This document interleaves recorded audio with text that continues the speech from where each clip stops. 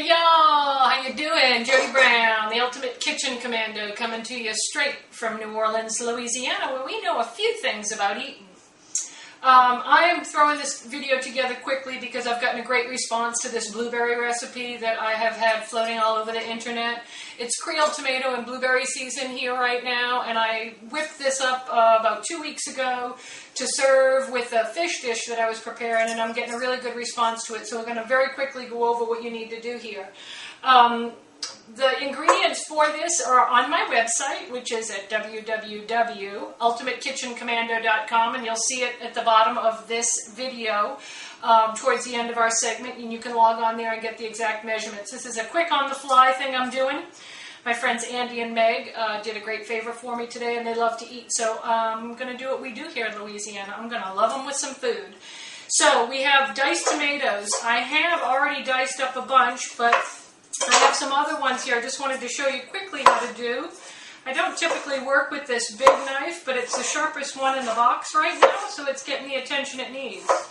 I'm just going to dice up these tomatoes, small, bite size. Remember, this is a salsa. This is not a chunky thing. We want them to be small and salsa size, I guess, is the best way to put it. So we're going to dice them all up. And I'm going to throw them in here, along with the other ones I did earlier. The next major ingredient is blueberries. Now this is a fun thing. I was going to do these all beforehand, but I want you to see the challenges of trying to work with round things on the cutting board. I have some I already chopped up. You don't want these really small, but what you want to do is break them up so that you can get the juices flowing. So I just do a rough chop. Getting them to sit without rolling once you start chopping them is a little bit of a challenge, and part of the fun of, being human. You're going to have these same problems in your house, so I'm just going to show you how I'm dealing with it here. And that's it. It's okay for some of them to be small. It's okay for some of them to be cut, but not much more complicated than that. So the blueberries go directly in there with the juice and all, and this is the remainder of the blueberries that I had done earlier. The next ingredient is yellow bell pepper, and the best way, I've cleaned this off, the best way to do this is to get it flat, zip it up like this, quick, tiny little ribs of it, and then, oops, look at that. I'll be forced to eat that one. I'm going to stack them up in just a fine dice. This is mostly for color and texture, and give a nice little bite, little crunch to it, and the visual with the yellow, the blue, and the red is amazing. So we're going to throw that in there as well.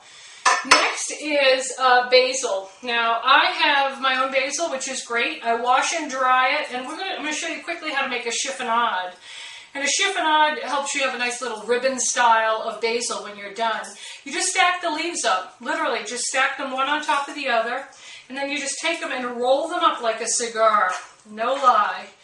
And then you do a very, very, very, very, very thin slice on the side of them.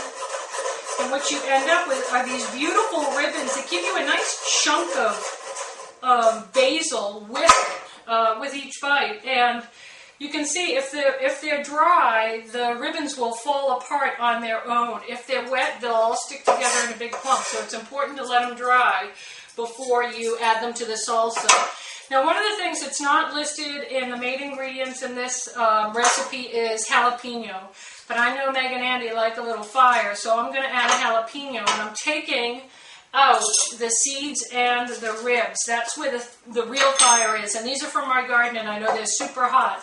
So I don't want them to be too hot. I want to get the flavor, and I can eliminate some of the heat by removing the seeds and the ribs. So I do the exact same thing I did with the bell pepper and really finely mince this up. Maybe a little bit more because it is fire. And then I am going to throw these in here too. Tip for you people at home. Immediately wash your hands. Immediately wash your hands after with warm soap and water. If you put that hand up to your face, you are going to be in some trouble. Fire, fire, fire in the hole.